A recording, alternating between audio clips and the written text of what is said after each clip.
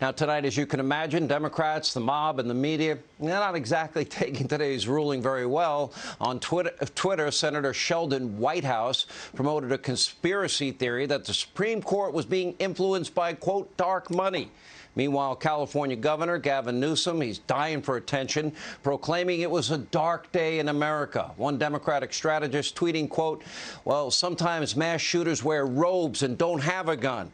And then there's the out-of-work ESPN analyst Keith Olbermann. Poor Keith. He called for the Supreme Court to be dissolved and then went on to shout profanities at the justices and even referred to Amy Coney Barrett as a paralegal.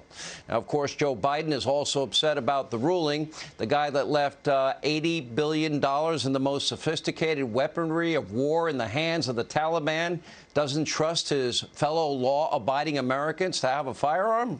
The guy that also told his wife, if I'm not here and there's any trouble, take the shotgun and shoot it twice. Take a look. I think it's a bad decision. I think it's not reasoned accurately, but I'm disappointed.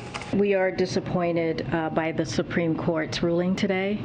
The Second Amendment, as you've heard the President say, is not obsolete and permits common sense gun regulation.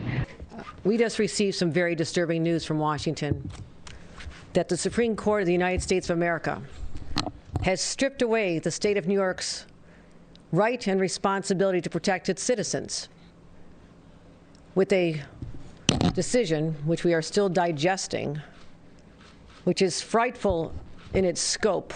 This decision has made every single one of us less safe from gun violence. The fact that the court is coming down with its decision feels tone deaf, and I worry that it undermines the legitimacy of the court. It seems, I don't even have the words, it seems stupid. No, it's worse than that. It's worse than that. It's not even stupid. It is. It's such a middle finger to New York. Many of us are deeply concerned and troubled by the Supreme Court's ruling today. It, I believe, defies common sense and the Constitution of the United States. Frankly, Katie, New York City will look a lot more like Alabama once this ruling goes into place, with guns widely available, with concealed carry. The mayor, the governor, let's see, the vice president, the president, they're all protected by people that have guns. The media mob, Democrats, are predictably upset, but the Supreme Court is functioning properly. Unfortunately, we can't say the same for the other two branches. For example, over at the White House, well, your President Joe is having a really hard time with basic tasks.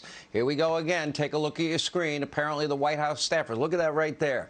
They had to create this set of instructions for your president for his meeting today. That thing there, it reads, quote, you enter the room, you take your seat, you give brief comments, you thank participants, you depart.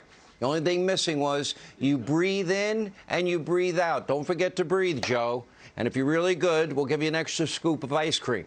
Hey, Sean Hannity here. Hey, click here to subscribe to Fox News YouTube page and catch our hottest interviews and most compelling analysis. You will not get it anywhere else.